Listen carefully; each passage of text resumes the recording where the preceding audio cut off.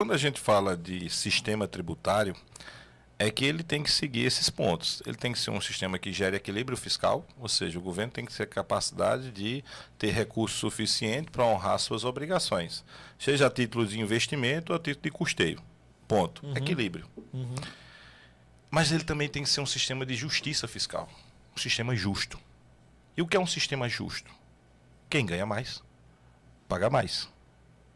Quem ganha menos, paga menos. Deveria ser assim. E isso é o que a gente tem que entender e analisar se essa reforma que está sendo posta, efetivamente ela está trazendo esse... Lá no artigo 145, se eu não me engano, está lá dizendo tudo isso que eu estou falando aqui. Sim. Mas eu quero ver isso efetivamente se ocorre na prática. Essa reforma que está se propondo aí são de alguns tributos. A maior parte deles, especificamente, são o que nós chamamos de tributos indiretos. São os tributos sobre consumo. Por quê? Porque quem paga esse tributo é o consumidor final. Sim. Sou eu, você. Sim. Consumimos uma camisa dessa, você comprou uma camisa dessa, tem tributo aí. Esses tipos de tributos, quem paga no final de toda a cadeia, desde da indústria até o varejo, quem vai ficar com todo esse custeio, vai lá no preço final do varejista, que ele vai lá e vai passar para o consumidor. Ponto. Não é tributação direta, que é o que acontece com o imposto sobre a renda, que seria contribuição social, o imposto de renda. É outra reforma. Tá? É outra forma. Porque o que fizeram anteriormente, para não ficar tudo num bolo só e aumentar o debate e, digamos assim, ficar mais complexo, é melhor dividir, porque eu vou ter comissões distintas e cada um vai pensar de forma mais estratégica. E foi assim que foi feito, com a PEC 45, que chegou na PEC 45A. Que nosso deputado, Agnaldo Ribeiro, foi o relator, entregou, se não me engano, em 22 de junho. Isso, acho que e realmente foi, ao período, 22 de junho, e foi aprovada a lei de 6 na madrugada para o dia 7 de julho, em pouco tempo. Sim. Né? Então a gente viu que efetivamente houve pouco tempo, como a gente já costuma dizer, pouco tempo do que está se falando em termos de uma reforma tributária rapidamente. Sim. Do que foi entregue, foi discutido, foi uma coisa... um assunto muito complexo. Um assunto muito complexo. E aí eu começo a crítica ao sistema tributário brasileiro. Certo. Porque nas melhores práticas internacionais, um sistema tributário tem que concentrar a sua tributação maior no tributo direto. Certo. Tributo direto é tributo sobre o lucro. Teve lucro, tem tributo. Se não tem lucro, não tem tributo. E menos no consumidor, que é a mola propulsora do consumo em massa. É o que faz a roda girar. A gente faz o quê? Ao contrário. A gente diminui aqui, a gente é muito mais agressivo a carga tributária no consumo. E quem é que paga esse imposto? No final de tudo, o consumidor. Os menos favorecidos também. Sim. Que a grande massa são os menos favorecidos. Então, nós estamos falando de que tributos indiretos que incidem lá? Quando você compra uma camisa dessa, quais são os tributos que incidem? Então, vamos lá. Não, a camisa, porque assim, vai ter o ISS, que não vai ter prestação de serviço nessa situação, mas em termos gerais, você tinha o PIS, certo, a COFINS, o IPI, que é o Imposto sobre Produto Industrializado. E você tinha a título do Estado o ICMS, pela circulação de mercadoria, e o ISS, pela prestação de serviço. ICMS, circulação de mercadoria e serviço. Que tipo de serviço? Transporte intermunicipal, interestadual e serviços de comunicação. Sim. Certo? Então, nós tínhamos esses tributos que são sobre consumo. Então, era para isso que a gente tinha que olhar. Só que nós somos uma federação, né? Então, nós temos município, Estado e União. Então, eu tenho PIS, COFINS e IPI, competência da União, ICMS do Estado ISS. E pronto. Olha a confusão. Tenho que olhar porque depende. Vou mexer aqui, vou mexer com as prefeituras. Sim. Vou mexer com o ICMS, vou mexer com os estados e vou mexer com a União. Então é bem complexo isso. Essa reforma tributária veio criar o que a gente chama de IVA. Por quê? O IVA é um imposto sobre valor agregado. É você pagar imposto só pela agregação naquela parte da tua cadeia. Então, por exemplo, a indústria, ela vende para o atacado, não é isso? Isso. Pronto. A indústria pagou um imposto aqui na hora que vendeu para o atacado. O atacado, quando vai vender, ele tem que entender que isso que ele está vendendo foi o que a indústria vendeu para ele, que já pagou um imposto. Então, em tese, ele tem que abater aquele crédito que já estava dentro do preço de venda dele. Teoricamente. Então, ele só paga, em tese, pelo valor agregado. Sim. Porque ele agregou de margem ali, não foi? Naquele Sim, período. Sim, perfeito. Então, nossa tributação hoje, ela existe dessa forma, quando é o caso do ICMS, do PIS e COFINS não cumulativo também, mas também existe efeito cascada, imposto sobre imposto. Então não está respeitando esse princípio Não, aí do que é o do princípio IVA. da não cumulatividade, do IVA. Nós tínhamos a previsibilidade do IVA dentro do ICMS, na nossa Constituição. Entendeu? Entendi. Então agora tudo vai ser dessa forma. Não existe mais imposto sobre cascata. O que seria isso? Eu pago um PIS aqui, boto na mercadoria que eu vendi para você. Certo. Você desconsidera esse PIS na modalidade cumulativa e vai pagar de novo. Então, diga aí, você vai pegar uma mercadoria que tem um imposto e vou botar mais a minha margem e vou pagar sobre o preço de venda dela total de novo o imposto. Aquilo que já foi pago. É feito cascata. Isso aí vai ser... Isso acabou, isso vai acabar. A modalidade do IVA, ele é sempre não cumulativo. Quando eu falo IVA, é a modalidade que na verdade, é aceita, por exemplo, dentro de um sistema moderno tributário. Só que o Brasil, ele fez o IVA dual. O que seria isso? Ele separou em dois tributos. Dois tributos. A CBS, que é uma contribuição sobre bens e serviços, certo? Certo. Ele vai extinguir PIS, COFINS, IPI e ISS. Ele vai extinguir. Esses 5 não vão mais existir. ICMS não vão mais existir. Esqueça. Não, quando falar em ICMS, circulação de mercadoria, DIFAL, falar substituição tributária, acabou-se. Não existe. Esses tributos vão virar 2 tributos. A CBS é a contribuição social sobre bens e serviços, e no caso, para o tributo do ICMS e do ISS, vai virar a IBS, Certo. E aí, que é o imposto sobre bens e serviços. sobre bens e serviços. Aí... Um dos pontos dessa reforma é que, na verdade, é o destino que vai gerar o tributo. Sim. E não mais a origem em alguns casos. Então, é o destino. Então, o que é que vai acontecer? Vai ter um fundo onde o governo federal vai financiar esse fundo dentro de um determinado tempo, onde vai repor essas perdas.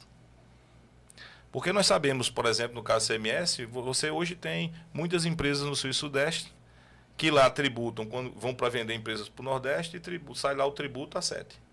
Então o cara quer se localizar ali, não quer? Uhum.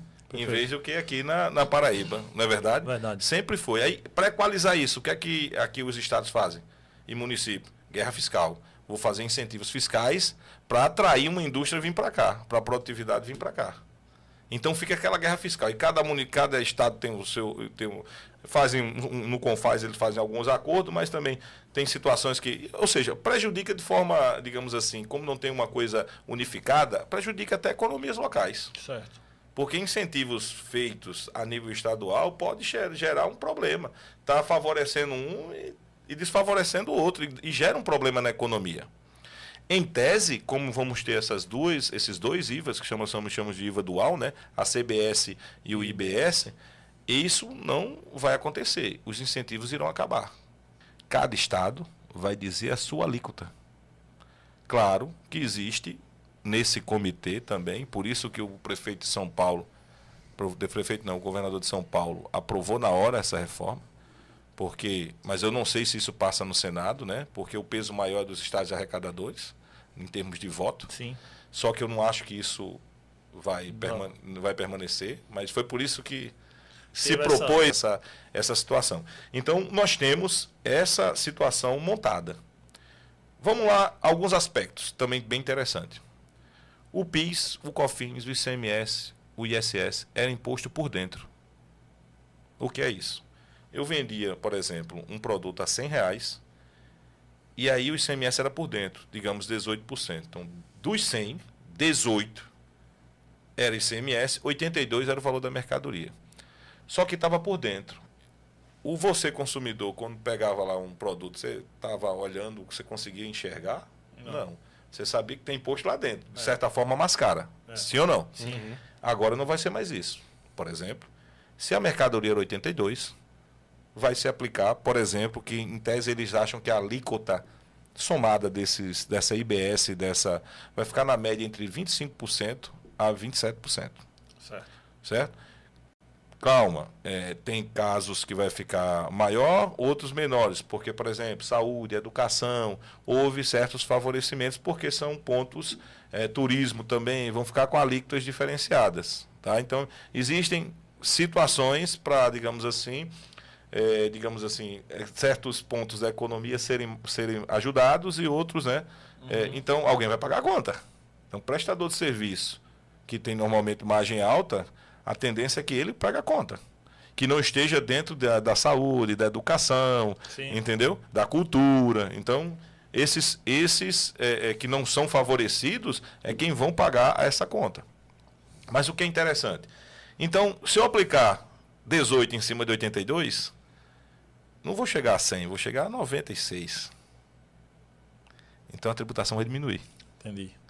E outra, tu vai enxergar o preço do produto e tu vai enxergar o tributo. PIS e COFINS, tinha o PIS e COFINS não cumulativo. Só que eles seguiam muito o princípio da essencialidade. Só o que era essencial na produção eu podia me creditar. Só o que era essencial na produção eu podia me creditar. Então o conceito de insumo ficou muito discutido. Ah, isso acredita, isso não acredita, isso pode creditar, isso não pode. Ó, acabou.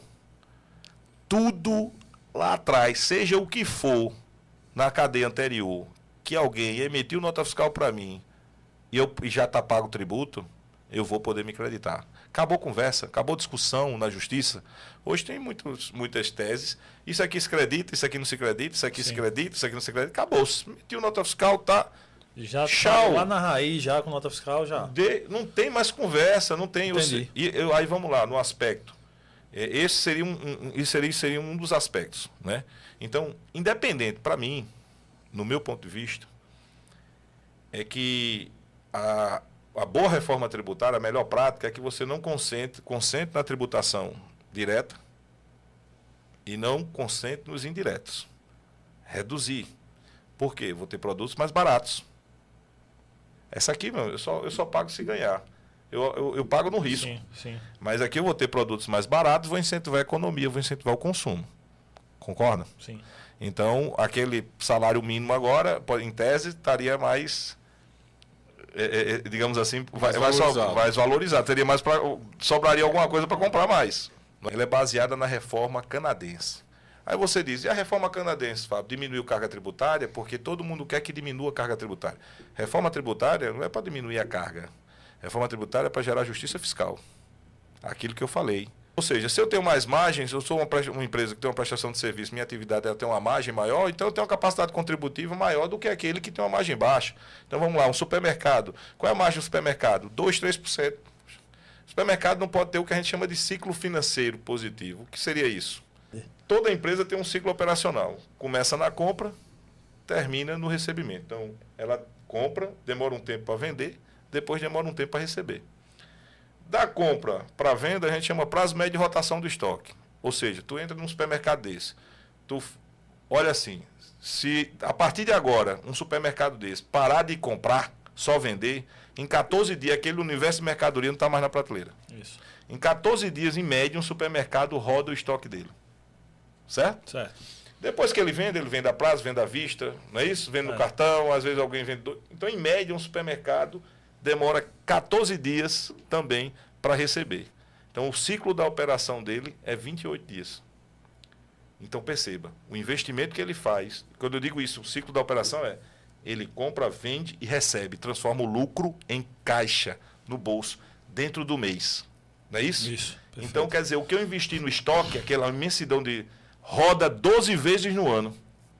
Perfeito. Eu transformo lucro, eu gero o lucro do investimento que eu fiz 12 vezes no ano. Por isso que desse supermercado ganha no giro e não na margem. Então, empresas que ganham no giro, naquilo que investe, ela roda mais, certo? Essas empresas normalmente ganham no giro e não na margem. Então, a margem é pequenininha. Então, se a margem é pequenininha, coisa de 2 ou 3% de um supermercado. Olha aí, 2 ou 3% de margem.